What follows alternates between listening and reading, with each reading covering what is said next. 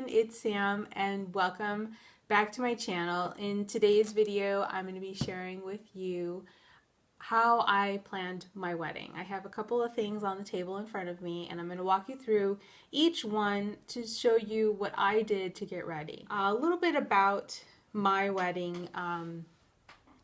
I had a long engagement. Me and my fiance were my husband now. Had a 2-year long engagement, and the reason for that is we were paying for our wedding by ourselves. And if you are in the same situation, some of these tools that I'm going to show you, or some of these ideas that I'm going to show you, will help.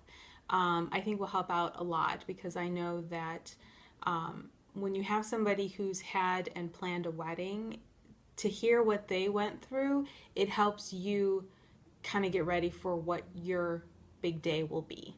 Now, if you are paying for your wedding yourself, again, these ideas will help you try to pinch as many pennies as you can for your big day. So the things that I have in front of me, I used 3 different types of planners.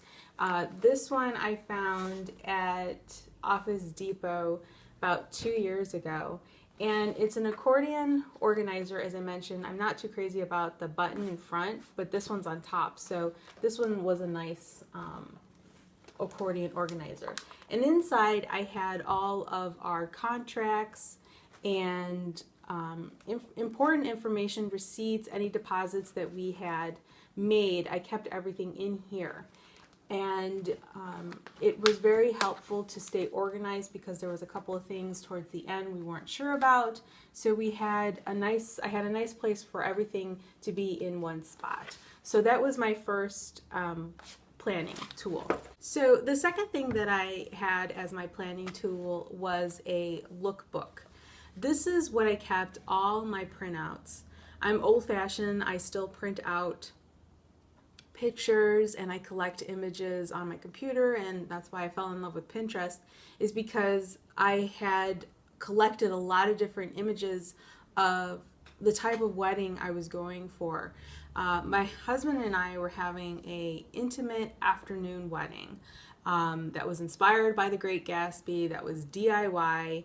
My husband actually picked out our colors. We were having black and champagne, and the reason he picked it out is because I'm a creative person and I loved every color under the sun, and I just could not decide what I wanted my wedding to be.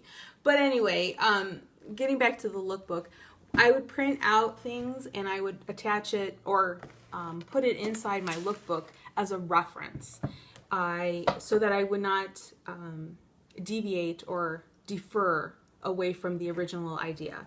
So in here I just would print out a picture of what I was looking for. This was the ideas for my wedding ring. They were off of the Tiffany & Company website. So I just printed it out, put it in a protective sleeve, and I had it in my lookbook. Another thing too, what I had in here to kind of keep me on track is I Xeroxed a 12-month countdown calendar. Basically, it's from your wedding date and then a year back, or yeah, a year back. So we were getting married in November 2012, and we just celebrated our 2nd anniversary this week. So that's where this idea for the wedding came up. But basically, I used a 12-month countdown. There's plenty to do before saying I do, and this is a 12-month checklist. You're not going to do everything on here, because every wedding is different, depending on the amount of guests, the amount of hours you're going to be at your hall or ceremony and reception. We were having a Sunday wedding. We were having 55 guests, and our ceremony and reception were at the same location. We had a window of 5 hours. So this actually kept me on track towards the end of our engagement, the year before our wedding. And I have to say, I still have notes in here. I kept everything. I don't know if you could see that, but I kept everything on these 2 pages here. It's 2 pages. I would mark it off in pen, or I'd cross it off in pen, and then if I needed to add something, I would add it in pencil. Just in case I had to change an idea, I would just erase it and then write a new idea down. But these are just some of the things that I use. So definitely look for a 12-month calendar. There's plenty of resources and websites that you can download a free printable copy of a 12-month calendar. I believe I got mine from the Martha Stewart website. I'm not sure. The other tool that I had for planning my wedding is this little Tiffany blue pocket notebook. As you can see, it's got quite a bit of notes in here. I don't know if you can see that. My aunt assisted me during my DIY for the wedding favors, and these were, we printed it out, and I was telling her like some of the edges were getting cut off, so I actually redid them, but we were just testing out the favor sticker. So this book came in handy for me. I kept this in my purse, and I would take it when we would have appointments to see our vendors. So let's say we had an appointment with the florist, and I had gone in there with my list of things that I wanted. The type of flowers that I wanted, the vases. My mother and my mother-in-law had two types of flowers. So my mother and my mother-in-law wanted wristlets rather than the corsage that you pin on.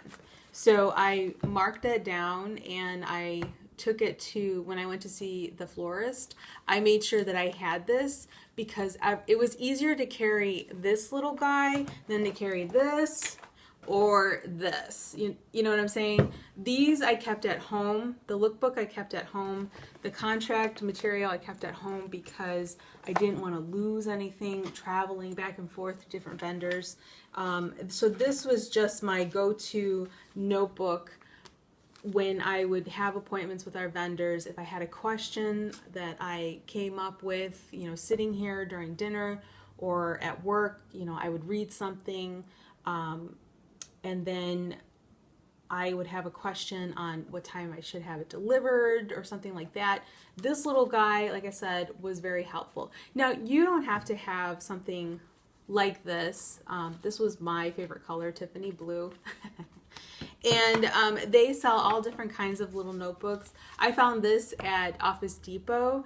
It was $1 and it came in a packet of 2. So if you see anything like this, you definitely grab it. Just keep it with you when you're planning your wedding. If you're on a website, write down the name of the website, or if you see a wedding favor idea, maybe mark down the price. That way, when you take it home or when you get home and you're sitting in front of your computer and have all your materials laid out, you have this little book with your notes in it. So that's a great tip, just to have a little notebook with you to bring to your vendors. That's what I did, and it really helped me out. So I had 2 years to look at information, but the last year I had to finally settle down on the places or the colors, the flowers, because we were coming towards the end of our engagement.